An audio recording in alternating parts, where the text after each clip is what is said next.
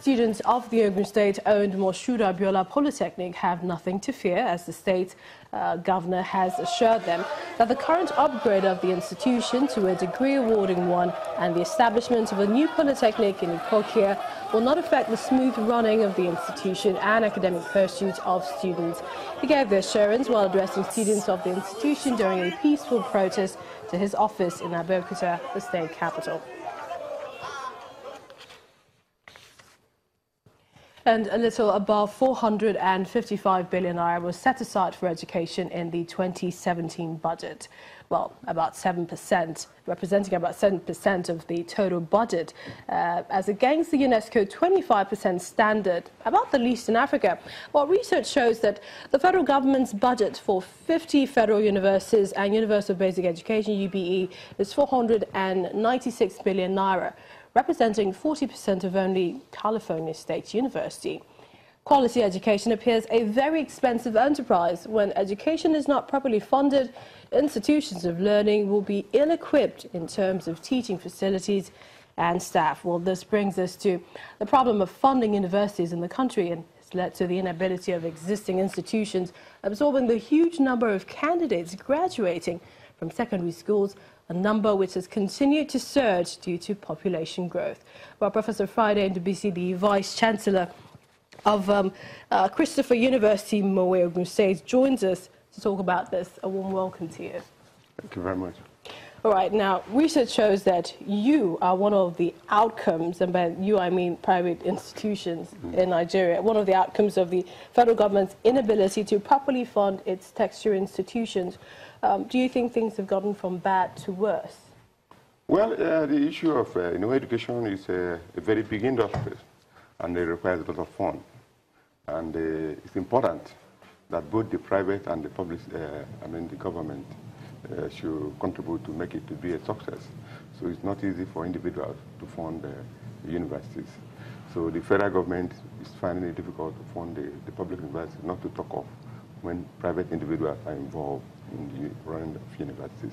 Now, in a textbook, Ogunlade, I believe, sometime in '89, he listed perhaps four of the sources of funding universities in Nigeria. He talked about support from federal and state governments, student contributions with living expenses, a few of the monies that they pay, private contributions by commercial organizations, and some renting of university properties.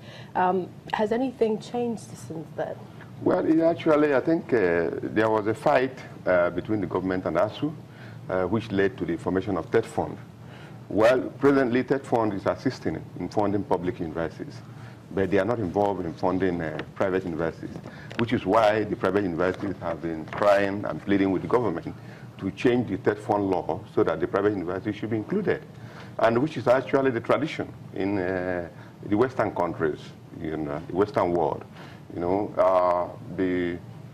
The federal and state government are involved even in funding of private universities. So what do you make of how far they've gone with the public universities, with the way things are right now? Well, the public universities, they are still crying about funding because in spite of the money that is made available from TED Fund and the internally generated revenue, the public universities are still in their need of funds, which is why there is dearth of facilities, and even training and research are suffering a lot. They are not pumping enough funds into all those areas. So you would say that allocation for education should be increased, or what? Yes, what would you the say? allocation for education should be increased because education determines to what extent a country moves forward. In terms of industrialization, in terms of research, and so on and so forth. Because if you look at, the funds that are made available to all the Nigerian public universities may not be up to what a university, for instance, like Harvard, spend annually. So I'm convinced that the government is not making enough funds available. But the country also has several other challenges. I mean, there's healthcare, there's infrastructural development, there's so many other sectors that we need to pump money into. Yes, I agree with that. But UNESCO has a baseline, 21% of a nation's budget should go into education because they realize the importance of education. But Nigeria has not been able to reach up to that. You know, because ASU realized that the government cannot fund universities alone, which is why they insisted and the TED fund came into being. But the money that that comes from TED fund, all of them, is not made available to the public universities, which is why they are in their need of funds. So if TED fund is funding the public universities as well as private universities, I think the problem of education will be less. But if we're having some of these challenges and these problems, do you think maybe we should close some of these unfunctional universities by any chance? Well, because we can't have graduates coming out with just certificates and without the requisite skill for the 21st century. Well, you see, the point is that Nigerian youth want to go to school. Parents want to send their wards to school. And for instance, this year alone, about 1.7 million people entered for UTME. They want to get admission into university. You know, ignorance is a disease, and there's no country that will allow its youth to be moving around without education.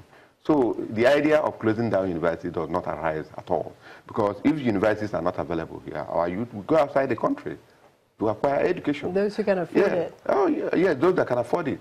You know, you see, you'll be surprised that, you know, Nigerians go as far as Cotonou here, even to go to substandard universities. And when they come back with the certificate, they will be rejected. So it's because of lack of space here. So the idea of closing down universities does not arise at all. In fact, NUEC is even thinking of, you know, licensing more private universities. But the point is that there should be a good arrangement to make sufficient funds available for the funding of this university. Some people have suggested universities taking advantage of the debt capital markets to raise funds. Do you see that happening? Yes, that is the point too, because but they need federal government nod to be able to do that. The private university cannot do that on their own initiative. You know, because when you are even talking about private universities, who are the people that benefit from all the private universities? They are Nigerians. So at the end of the day, they come into you know, a part of our human capital development. You understand? They also come out to help us to expand our economy and so on and so forth. So it's not as if they are foreigners. So when the private universities is not really a money-making venture, it's those that want to contribute to the university. So the government should not turn it back to private universities, insisting that the proprietors should fund the private universities all alone. So in your opinion, what more should the government do if you were, you know, told to talk to government, advise government with the way things are right now, funding our universities? Well, I'm not saying that the government should just bring out fund, make budget for the private universities, but they should change the TED fund law so that they will be able to contribute some money to the private universities in terms of research and development of infrastructure facilities.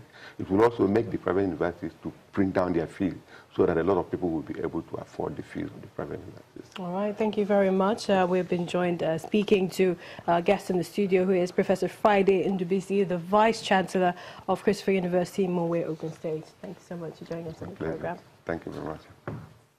Well, government activities is likely to be on a halt as the organised labour in Benue State has embarked on an indefinite strike, threatening to shut down financial institutions, markets, as well as schools. The workers are demanding for the payment of their 7-month salaries and 11 months local government staff outstanding salaries. At a press conference held in Makurdi, the state NLC chairman, Mr. Godwin Anya, insists the industrial action will persist until government pay their arrears. On its part, the state government is appealing to the workers to return to their offices to assist government complete the processes of accessing additional funds in order to clear the outstanding salaries.